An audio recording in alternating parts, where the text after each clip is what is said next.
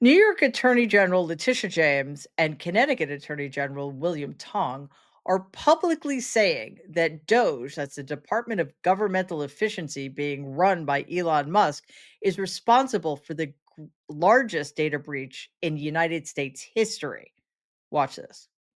It's important that individuals understand that all 18 attorneys general who have filed this action seek to stop a private individual from accessing the private information of millions of Americans, their social security numbers, their tax information, their addresses. No one elected Elon Musk and his minions, and no one has allowed him to have access to this information. This is a violation of the separation of powers. The United States Congress, the United States Senate, has the sole discretion in having the power of the purse, and not Elon Musk. He has basically violated the Administrative Procedure Act, and he has violated the privacy of millions of Americans. And it is up to us to prevent him from having access to that private information. And that's why we are here today, to seek a preliminary injunction, to stand up against those forces who believe that they can unilaterally have power and have control, all in the hands of the President of these United States. The first thing that needs to be said right out of the gate is that the New York Attorney General, Letitia James, is a badass. Democrats, that is how it's done. Seriously, facts. She stated facts. She stated them clearly. She stated them with emphasis. She stated them with a righteous anger, because what is being allowed to happen here cannot be allowed to stand. It is untenable, it is unconstitutional, and it is dangerous. She said it. Nobody elected Elon Musk. Nobody elected his minions. Everybody should be saying that.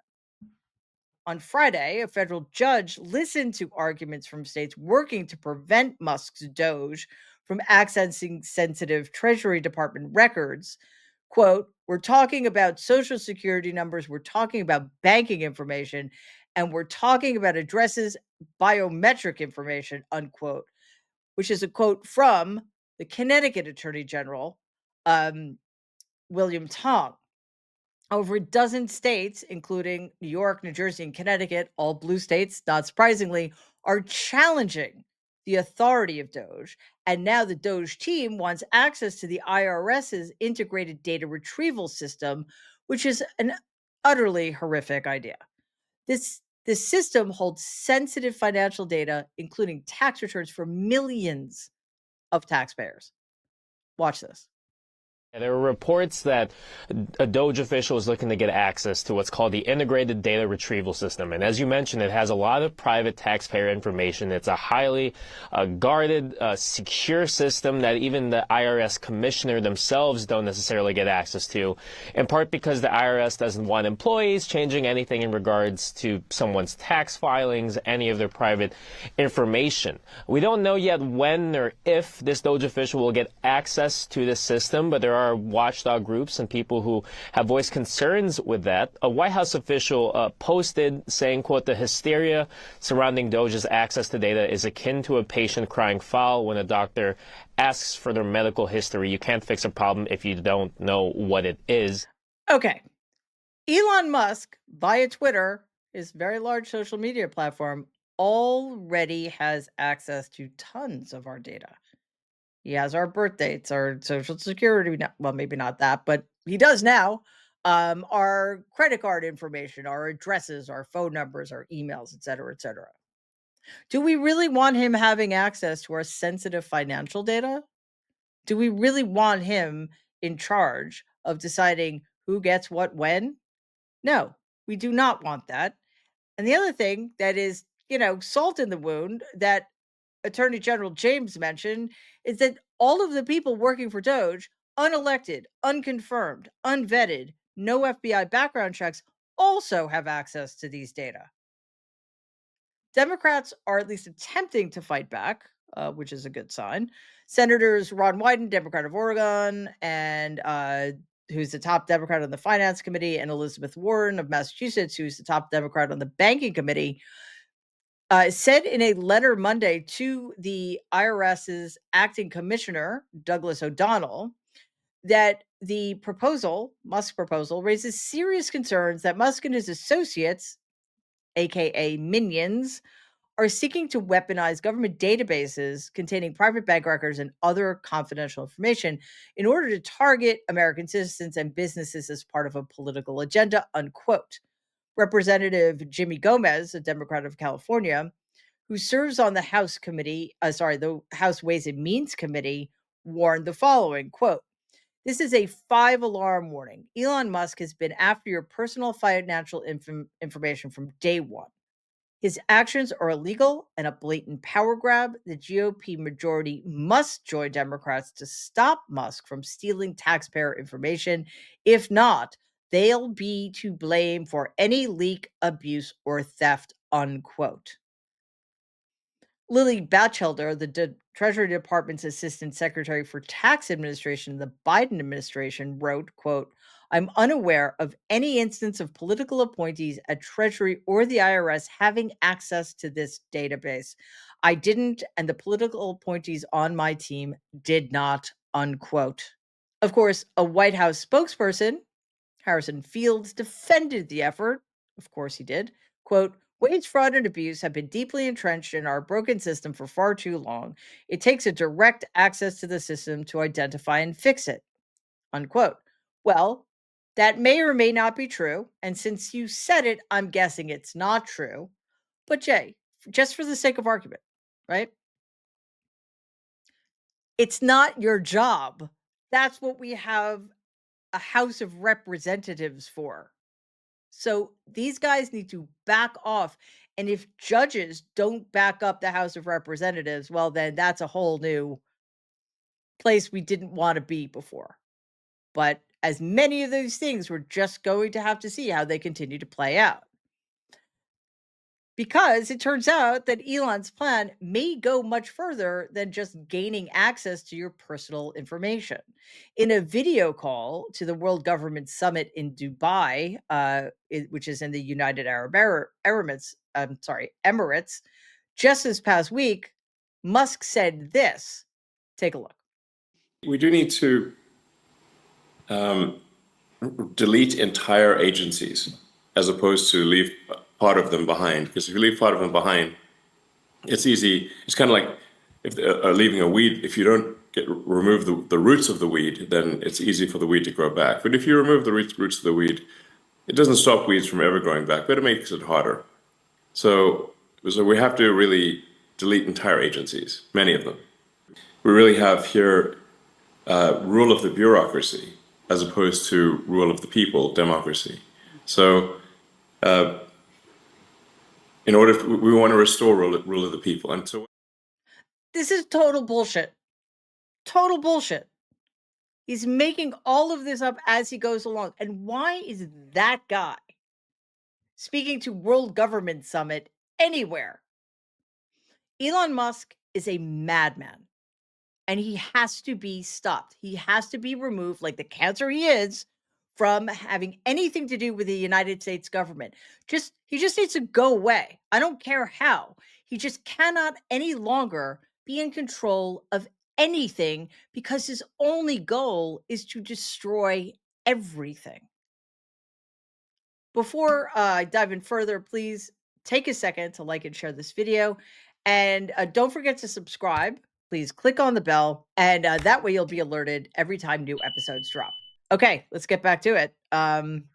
Doge and Musk continue to be spending time in the courts. A rare holiday hearing was scheduled for today in a case brought by Democratic state attorneys general aiming to protect federal agencies from Doge. U.S. District Judge Tanya Chutkan set the hearing despite the fact that it was a federal holiday, which I'm not going to call what it is. Some people are calling it not my President's Day. We can go with that temporarily. Here's a little bit of what happened in the Doge hearing last week, and let's take a look at Representative Greg Casar of Texas and his line of questioning. This subcommittee is supposedly about looking into waste, fraud, and abuse. So I'd like to start talking about independent inspector generals who are supposed to be looking into waste, fraud, and abuse. Mr. Talcove, do you know how many inspector generals at agencies that were investigating Elon Musk's companies have been fired by the Trump-Musk administration? No. It is 5. Ms. Royal, the Inspector General of the Department of Labor had 17 open investigations into Tesla and SpaceX. Do you know what the Trump-Musk administration did to that Inspector General? No. They fired him, and I think y'all know. Mr. Whitson, the Inspector General of the Department of Transportation was investigating Tesla. Do you know what the Trump-Musk administration did to that Inspector General? No. They were fired. The Department of Defense's Inspector General was looking into SpaceX.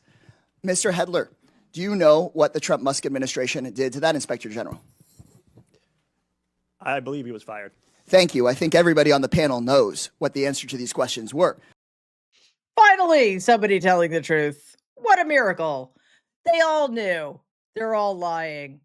I'm not sure why he told the truth, though, because clearly, there was a mandate handed down that they all should lie and pretend they don't know anything. So good for that guy. Nice shades. All right, no one knows except those people. The rest of us do not know what Musk and his team are up to. There's zero accountability. They are firing people without cause. They are firing the people whose jobs it was to look into Elon Musk's potentially fraudulent, illegal behavior. And now all of those inspectors general who are in charge of such cases, in charge of holding Elon Musk and his companies accountable, are gone. If that doesn't concern you, and if it doesn't, I'm not sure why. Please watch. This is Congressman Tom Suozzi of Democrat of New York. This is last week during a House and Ways Committee oversight subcommittee hearing to discuss IRS reform and modernization. Take a look at this. What kind of background checks or transparency into the background of Mr. Musk or the people that are working for him has been done? Do you know, Mr. DeBlanc? I don't know the background checks. I know President Trump had an electoral mandate to create Doge. No, I understand think, that. But yeah, he has his electoral mandate to hire cabinet officials, but they have to go through hearings and things like that. Mr. Sepp, do you know how these people were vetted? No. Mr. Ladwa, do you know how they were vetted? No. Ms. Kochelecek, do you know how they were vetted? We have not looked at these specific individuals. Ms. Olson, do you know how they were vetted? No. What kind of access does Mr. Musk and his team have? What kind of changes have they been making to the computer programs? How many of those changes to computer programs are permanent? And how will that affect people going forward? Mr. LeBlanc, what's he doing? I don't know what he's doing. You don't know. I Okay, think he's Mr. looking Sepp, do you at. know what he's doing? No.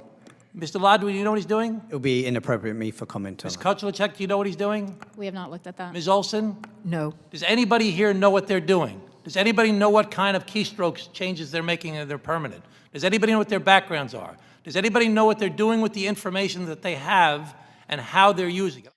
They don't know anything, allegedly. But we have enough of an idea to know, right? It sounds very, very bad.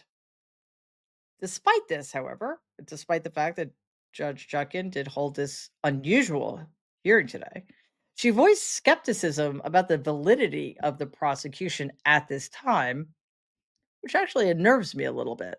This is what Judge Chutkan had to say from the bench. Quote, "The things that I'm hearing are serious and troubling indeed, but you're saying these are things that we're hearing. I'm not seeing it so far," unquote.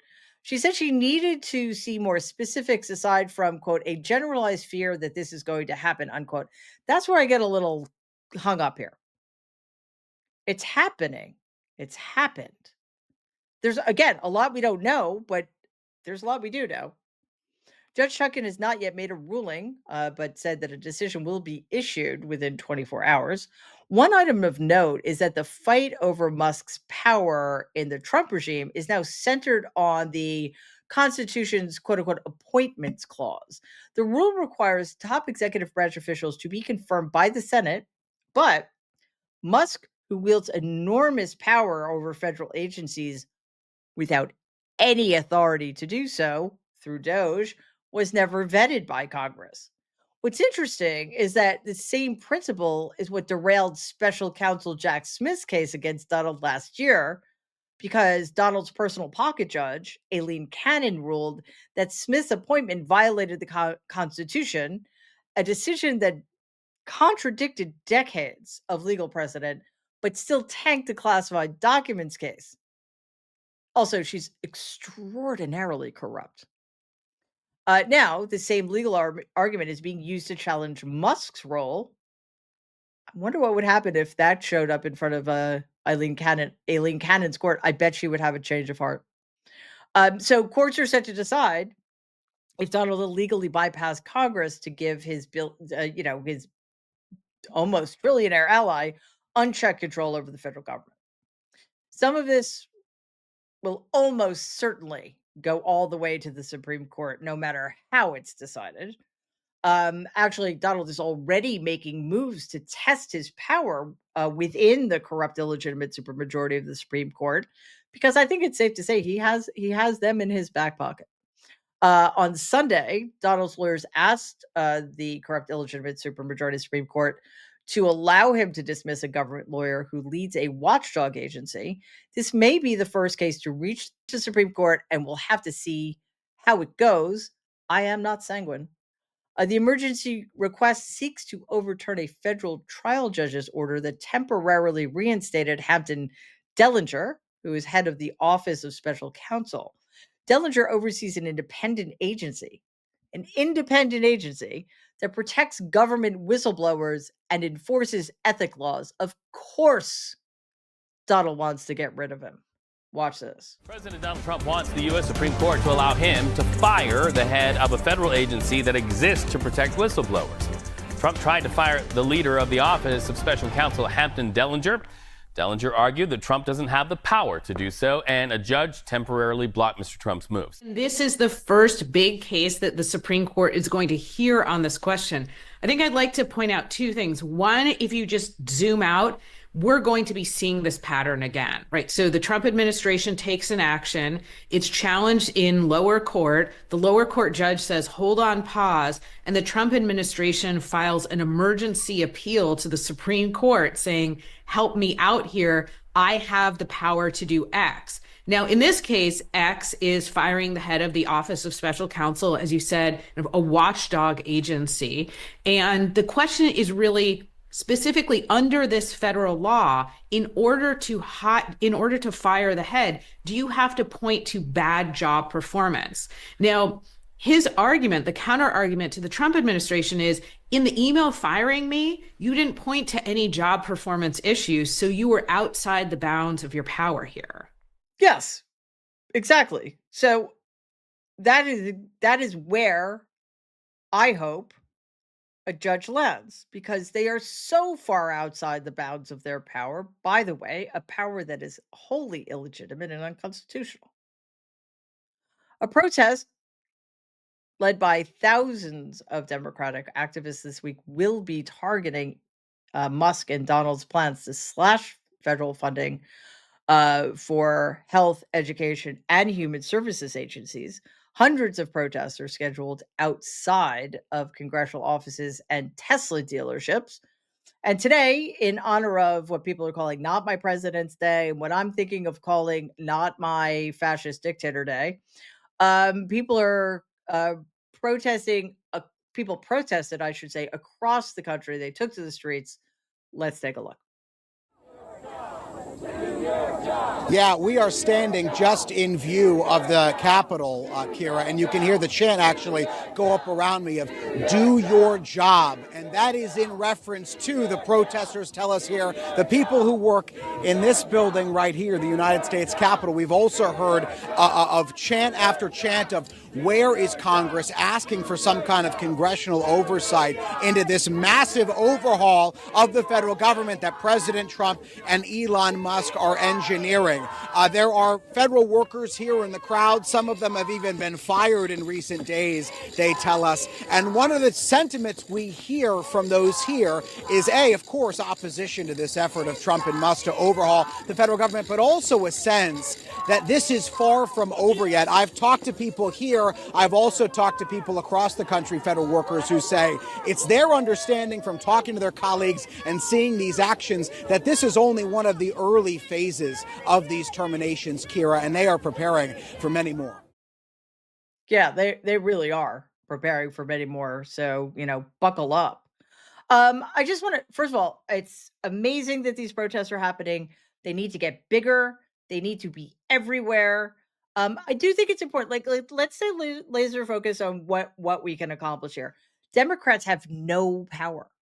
Like legislatively, there's nothing they can do about this except get the word out. So, what I would say is let's make sure that the Democrats are winning the messaging war to the extent that they can. Democrats need to be elected Democrats, need to be on every single outlet, every single podcast, every single YouTube show. They need to be everywhere, and their message needs to be unified, and it needs to be loud, and it needs to be compelling, and it needs to be easy to understand, right? So, thank you to everybody who got out today, especially in those places where it was bitterly, bitterly cold, which was a lot of them. And, let's keep this momentum going. Please leave a comment in the section below and let's keep this conversation going. Thank you so much.